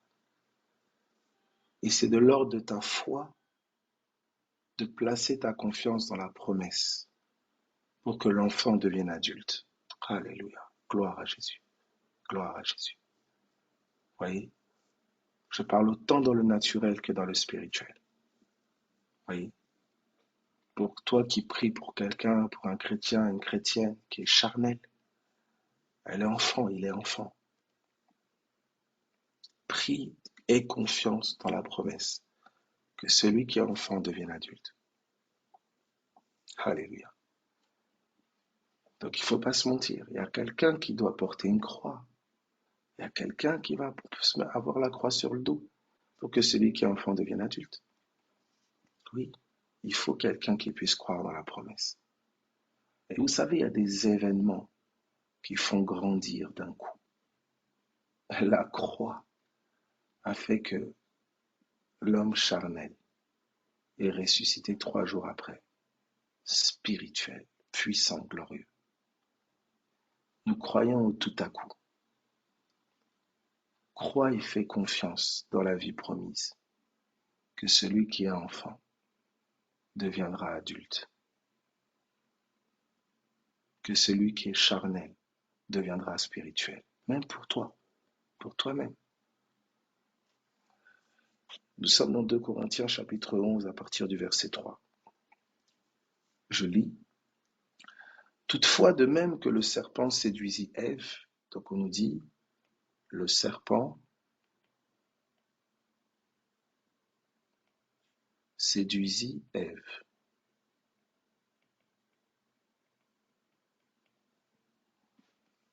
D'accord? Le serpent séduisit Ève. D'accord? Comment? Je le mets bien en rouge. Par sa ruse.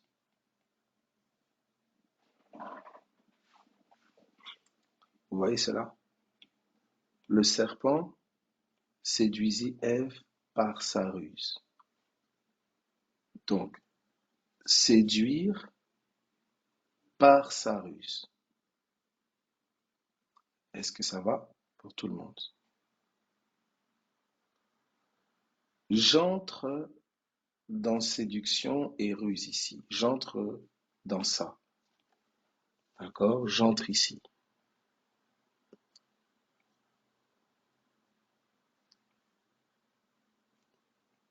J'entre ici pour mettre en lumière le combat.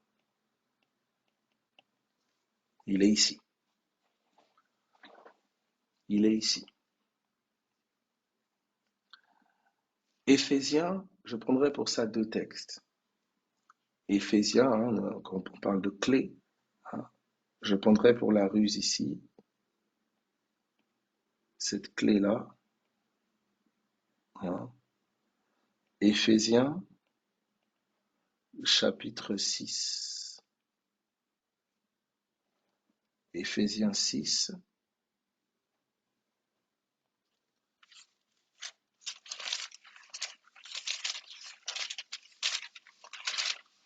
Éphésiens 6.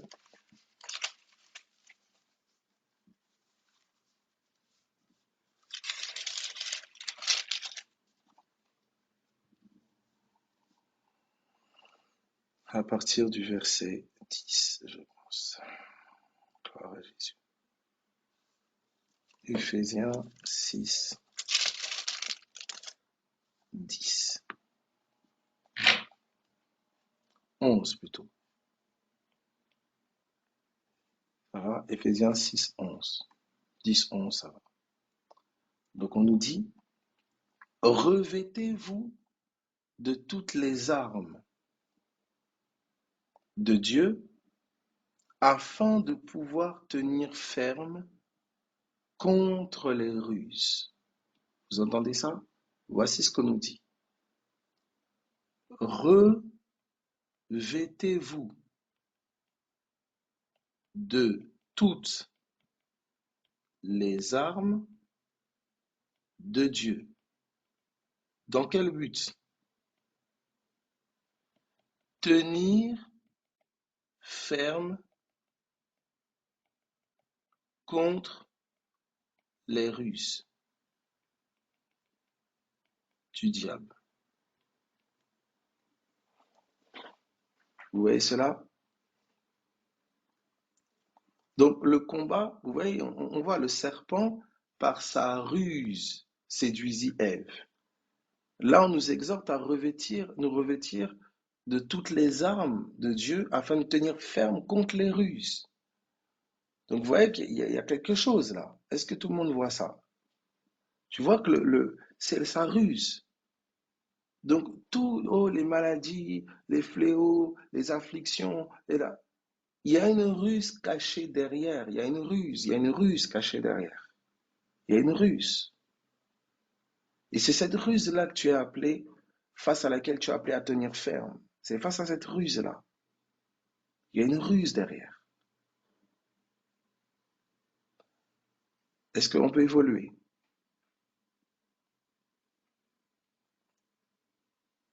On peut évoluer? Ok. Maintenant, je vais avec vous. Cette ruse-là, en quoi tenir ferme contre les ruses? Comment ça? Qu'est-ce que ça fait? On dit, il séduisit Ève. Par sa ruse, il séduisit. Il séduisit. Alors, je vais mettre en lumière quelque chose avec Jérémie.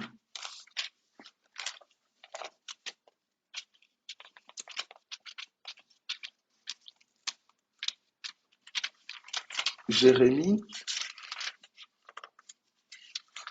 chapitre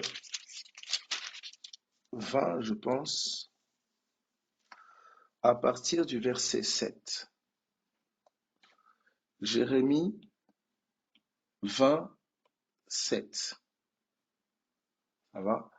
Et là, je fais un zoom sur séduisit.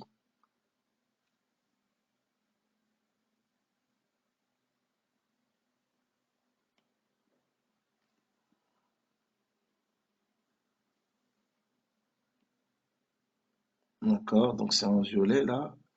Jérémie 20, verset 7. Je lis. Tu m'as persuadé, Éternel, et je me suis laissé persuader. D'autres versions disent, tu m'as séduit. D'accord? Ça va pour tout le monde?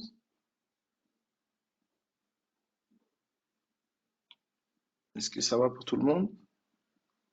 Donc, il dit, tu m'as persuadé, tu m'as séduit, et je me suis laissé persuader. Vous entendez ça? Je me suis laissé séduire. Il dit, tu m'as saisi.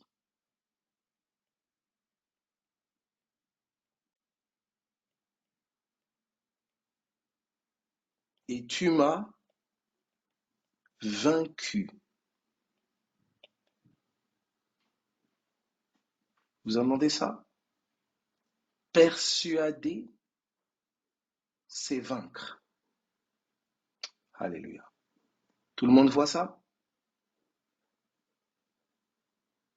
Tout le monde voit ça? Ok. Donc vous voyez là, ça nous éclaircit sur le combat et le lieu du combat. On te dit, ah, combat spirituel, tu prends autorité, tu fais beaucoup de choses. Mais où est l'enjeu? Le combat, c'est quoi? Il est où? Qu'est-ce qui se passe au juste? On est en train de t'expliquer ici. La puissance de persuasion. Donc, on peut dire, le serpent vaincu Ève. Vous voyez ça?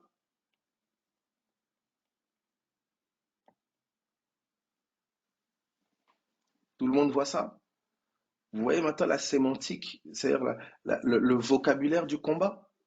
Donc, quand le serpent approche Ève, elle est attaquée. Elle est attaquée par la ruse. Avec quel objectif? La séduire, la vaincre. Et elle a été vaincue. Elle a été persuadée. Lorsque tu es attaqué, éprouvé, tu es dans le feu, tu peux être attaqué au milieu du feu. Tu es attaqué par la ruse de l'ennemi. Dans quel but? Te persuader d'abandonner Christ. Te persuader que la promesse de Dieu est un mensonge. Dieu a-t-il réellement dit? La ruse vient cibler ce que Dieu t'a dit pour tenter de te persuader du contraire. Alléluia, je prie. Oh, quelqu'un va plus se laisser persuader. Je ne me laisserai vaincre que par Dieu. Je ne me laisserai persuader que par la parole de Dieu. Quand la parole de Dieu te persuade, ça donne la foi. Alléluia. Ça donne la foi. Un cœur qui croit est un cœur vaincu par Dieu. Un cœur qui croit est un cœur persuadé par la parole. Un cœur qui croit, je répète, est un cœur vaincu par Dieu. C'est un cœur qui ne résiste plus à Dieu, qui s'est laissé séduire par la parole. Un cœur incrédule, c'est un cœur qui s'est laissé séduire par d'autres paroles, par autre chose. Donc tu ne peux pas de toi-même produire l'incrédulité ou de toi-même produire la foi. Non, c'est un combat spirituel. Le territoire de ton cœur est livré aux armées qui vont te persuader de leur étendard, de leur vérité. Tu comprends ça? Ton cœur, alléluia, ton cœur est un territoire livré à des armées, soit l'armée de Dieu qui va te persuader de la parole de Dieu, soit d'autres royaumes qui vont te persuader, qui vont te vaincre par leurs mensonges. C'est fini pour toi. Regarde de toute façon, la maladie. Tu entends ça? Le combat a lieu premièrement dans tes entrailles, dans ton cœur. Et c'est un combat de persuasion. Alléluia. Est-ce que tout le monde voit clair? Dieu t'a dit quelque chose. Je me suis laissé séduire par toi, Seigneur. Tu m'as promis cette vie. J'ai agi, j'ai marché m'attendant à cette vie. J'ai été séduit. Tu m'as vaincu. Quelqu'un d'autre veut me séduire. par sa ruse, par ses mensonges. Il veut remettre en cause ta victoire sur mon cœur. Il veut remettre en cause ta victoire et détrôner ta foi en moi. Au nom de Jésus, je m'arme de toutes tes armes, Seigneur, pour pouvoir résister à ces ruses. Parce que sans armes, je ne pourrais pas tenir ferme contre ces ruses. Elles sont trop poussées. Ils tapent en symptômes, ils tapent en circonstances, ils manipulent les dires des gens par des déclarations, des langues aiguisées comme des glaives qui me frappent par leurs propos. Seigneur, sans tes armes, je ne peux pas tenir ferme face à ces ruses. Tu entends ça? Tu as besoin d'être armé. Quelles sont les armes? Armez-vous de la pensée. Ce sont des pensées que Dieu te communique. Alléluia. Je répète, quelles sont les armes? Armez-vous de la pensée. Armez-vous de la pensée. Ce sont des pensées que Dieu te communique, ces armes-là. La pensée de Christ comme étant ta vérité, c'est ta ceinture. La pensée de Christ comme étant ton salut, c'est ton casque. La pensée de Christ comme étant le zèle qui t'anime, c'est tes sandales. La pensée de Christ comme étant ton bouclier qui permet de faire face à toutes les flèches, toutes les paroles amères que l'ennemi envoie. C'est ton bouclier. La pensée de Christ comme étant ton épée. T'attaque. C'est l'épée de la parole de Dieu. C'est Christ encore. Donc quand on te dit, revêtez-vous de toutes les armes de Dieu, on te dit, revêtez-vous, on te dit, pense toutes les pensées que Christ a communiquées. Sois animé des pensées de Christ. Alléluia. Oh, j'espère que pour toi, le combat se voit maintenant plus clair. Oh là là, tu vois comment tu as été séduit? Tu vois comment on t'a mis KO? Tu vois les coups d'épée que tu as pris? Tu vois les flèches enflammées, les poisons, les paroles amères que tu as laissé mettre le feu dans tes entrailles? Tu vois comment tel coup t'a découragé? Tu vois comment les propos de tel étaient manipulés pour te mettre KO? Tu vois les frappes de persuasion que tu as subies? Parce que le docteur a dit, parce que monsieur tel a dit, parce qu'ils ont tous dit, parce que des voix ne cessent de répéter dans ta tête, parce que ton corps manipulé te dit, les symptômes te parlent, la douleur crie à tes oreilles. Tu vois, tu es sous attaque avec un objectif de l'ennemi, te persuader, persuader ton cœur. Mais au nom de Jésus-Christ de Nazareth, pendant que tu es en train d'entendre comme ça, quelque chose s'éveille en toi. Tu es fortifié dans ton homme intérieur. On a essayé de persuader Jésus à Gethsemane, mais un ange fut envoyé pour le fortifier dans son homme intérieur. Je prie que le messager, alléluia, Seigneur, fais-moi grâce d'être comme un ange pour quelqu'un. Fais-moi grâce d'être comme un messager qui peut fortifier quelqu'un. Je prie que ta foi soit fortifiée par la parole. Que ce qui a tenté de te persuader, tu étais au bord d'être persuadé, au bord d'être vaincu, mais la parole vient t'attraper juste au bord pour te dire, tiens encore, fais-moi confiance, ne laisse pas la ruse prendre l'ascendant sur toi. Au nom de Jésus-Christ de Nazareth. Brassori Bashanta. Voilà comment, pour terminer, 2 Corinthiens 11:3 nous dit ceci. Comme le serpent séduisit Ève, je crains que vos pensées. Je reprends ici pour terminer sur ça.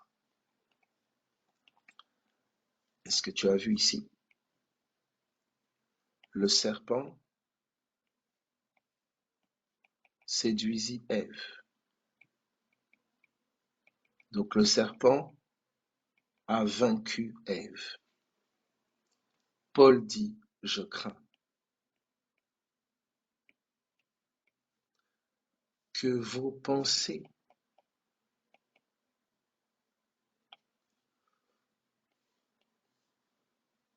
soient corrompues.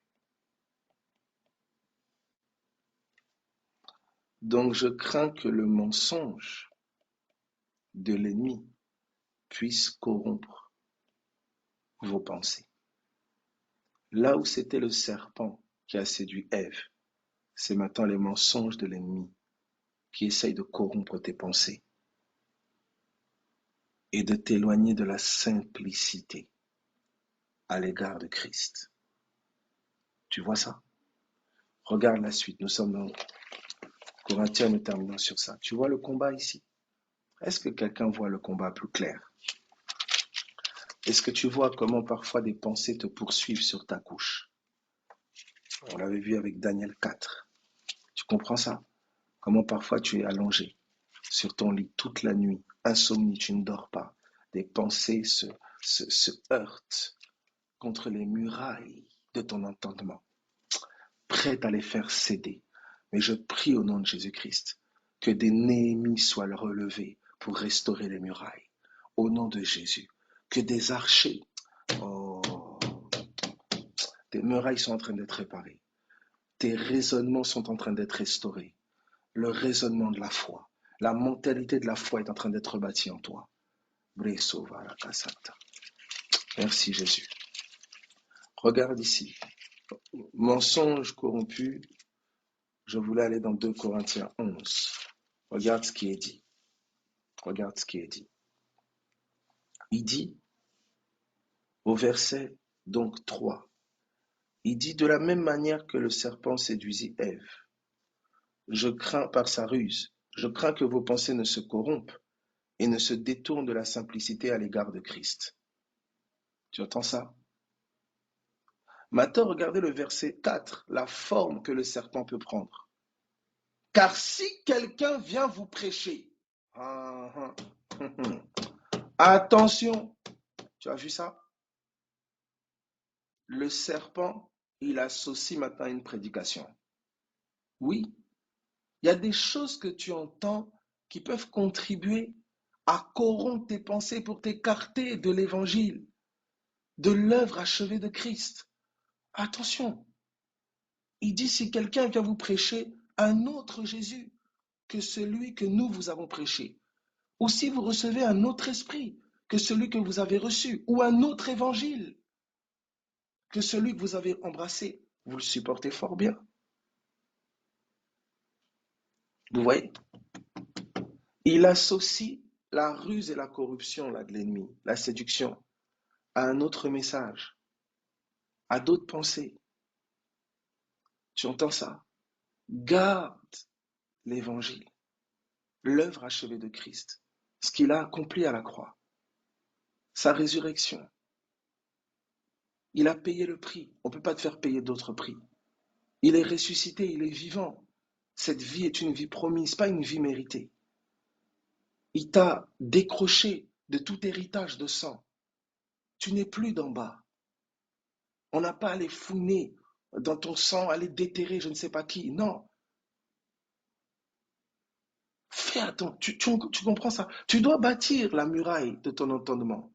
Tu dois bâtir les raisonnements, des forteresses solides en toi pour que Jérusalem ne soit pas assiégée, pour que tu ne sois pas persuadé par des mensonges de l'ennemi, comme des soldats, comme des hommes en armes, des pensées qui sont comme des hommes en armes et qui viennent littéralement terroriser ton entendement. Croire que Dieu est en colère après toi, croire que tu dois faire quelque chose pour mériter de Dieu, pour avoir l'approbation de Dieu, croire que tu dois faire des choses pour gagner la faveur de Dieu. Toutes ces mentalités méritoires, toutes ces mentalités légalistes. Non, ton cœur doit être ancré dans l'œuvre de la croix. Ton cœur doit être ancré dans Golgotha. S'il y a un sacrifice que tu fais, c'est celui d'offrir ton corps comme un sacrifice vivant. C'est de grandir dans le crucifié afin de jouir du ressuscité. Mais il n'y a pas quelque chose, un autre autel de sacrifice que tu dois dresser. Oui, bâtissez-vous un autel. On te demande de donner de l'argent et autres. Non, il y a un autel qui a été dressé à Golgotha. Et l'offrande a été excellente. L'autel a été parfait. Toutes les mentalités du développement personnel, où l'ego est mis en premier. C'est le toi qui est mis en avant. On élève le moi, on élève l'ego. Mais l'ego face à la maladie, face à l'affliction, face à l'accablement, face aux foudres de l'ennemi, l'ego ne tient pas. Il faut quelqu'un qui soit plus fort que ton ego. Ce n'est plus moi qui vis. Ce n'est plus ego qui vit. Ego veut dire moi. Ce n'est plus l'ego qui vit. Ce n'est plus moi, c'est Christ. C'est Christ. Et lui peut combattre pour toi. Lui peut résister. Alléluia. Soyez bénis. On va prier. Au nom de Jésus-Christ de Nazareth, je prie. Saisis cette prière au nom de Jésus, s'il te plaît. Que cette parole soit enracinée en toi. Que tu entendes cela. Hein, au nom de Jésus, que tu ne sois plus séduit. Je prie, Seigneur, au nom de Jésus maintenant, que toute forteresse, tout mensonge de l'ennemi qui tentait de garder quelqu'un enfant, au nom de Jésus maintenant, que la croissance soit. Au nom de Jésus-Christ de Nazareth maintenant, que la peur et la crainte de la croix tombent, parce que l'amour de Dieu nous presse. L'amour nous pousse vers Golgotha. L'amour nous pousse vers la mort à soi. Je prie que ton amour, Seigneur, soit plus fort en nous que la crainte des œuvres de l'ennemi.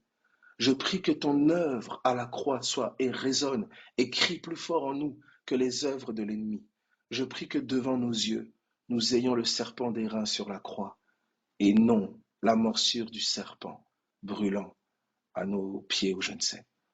Je prie maintenant au nom de Jésus-Christ, toute personne qui est sous attaque maintenant, soit fortifiée, que ton âme soit dégagée, que toute pensée qui tentait de t'accabler, de t'écraser, soit renversée maintenant dans le nom de Jésus. Je prie maintenant tout accusateur, toute culpabilité qui tentait de s'établir sur toi, parce que tu as chuté, parce que tu as fait une erreur, parce que tu n'es pas encore là où peut-être tu te sens et tu te sais attendu. Au nom de Jésus, que cette culpabilité tombe, que cet esprit qui amène cette au nom de Jésus-Christ de Nazareth, le sang de Jésus a suffisamment coulé pour que la condamnation soit levée sur toi. Que cette voix se taise maintenant dans le nom de Jésus. Je prie maintenant et je commande toute douleur, toute maladie qui est en train de crier dans ta chair.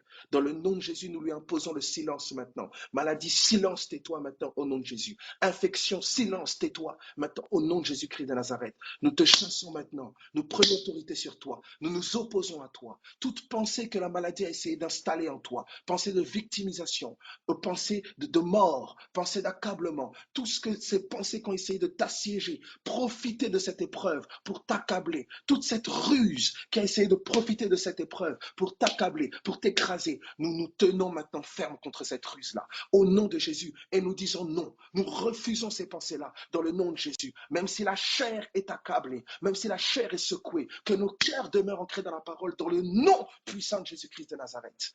Seigneur, merci pour ta grâce. Merci pour ces cœurs que tu fortifies. Merci pour ces âmes que tu relèves. Merci pour ces larmes qui cessent de couler, ces larmes qui sont essuyées. Parce que tu as entendu le cri de l'enfant, le cri de ta parole en nous, Seigneur. Tu y réponds. Nous gardons ta parole et nous savons que nous sommes entendus parce que ta parole nous habite. Dans le nom de Jésus-Christ de Nazareth, je prie que ton attachement à la parole soit radical, soit ferme. Tous les diagnostics des médecins, tous les discours des hommes, toutes les paroles de famille, toutes les paroles même de disciples, de chrétiens, de pasteurs, d'apôtres qui ont pu aller à l'encontre de ce que Christ a accompli à la croix, que ces paroles soient renversées, il n'y ait plus aucun pouvoir sur toi, dans le nom de Jésus. Si on avait dit peut-être comme Samson que tu étais terminé, tes yeux sont crevés, tu ne vois plus clair, tu as l'impression que c'est comme si c'est plus comme avant, tes cheveux ont été coupés, tu as été séduit par une Dalila, la Dalila de l'argent, la Dalila peut-être du péché, quelle que soit la Dalila, au nom de Jésus, ta au nom de Jésus, ta repousse de cheveux a déjà commencé. Et la victoire sur les Philistins sera plus glorieuse encore que celle d'hier. Je prie, déclare et prophétise au nom de Jésus ta résurrection, ta repousse dans le nom de Jésus-Christ de Nazareth. Samson ne finira pas comme ça. Samson ne terminera pas comme ça. Il achèvera la promesse et la parole qui a été prononcée sur lui. Au nom de Jésus-Christ de Nazareth, quel que soit, s'il te plaît, agrippe-toi, accroche-toi, Seigneur, je te rends grâce que ces paroles soient accompagnées. Vivifie les cœurs, vivifie les vibras, sauvari kataramashata, vivifie romarika sauté, que ces paroles soient accompagnées de ta vie. Vivifie une âme, vivifie un cœur, relève un affligé, relève un soldat qui était laissé à terre, dans le nom de Jésus-Christ de Nazareth. Soyez bénis, soyez fortifiés, soyez encouragés au nom de Jésus. Plein de force à vous, plein de force à vous.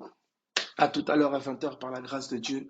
N'oubliez pas, gardez-nous en prière, gardez en prière qu'on puisse toujours garder la parole, qu'on est faible, on est fragile, on a besoin de vos prières, on a besoin de vous. Soyez conscients qu'on est une armée, on fonctionne ensemble. On fonctionne ensemble. La parole dépend de vos prières. La parole dépend de vos prières.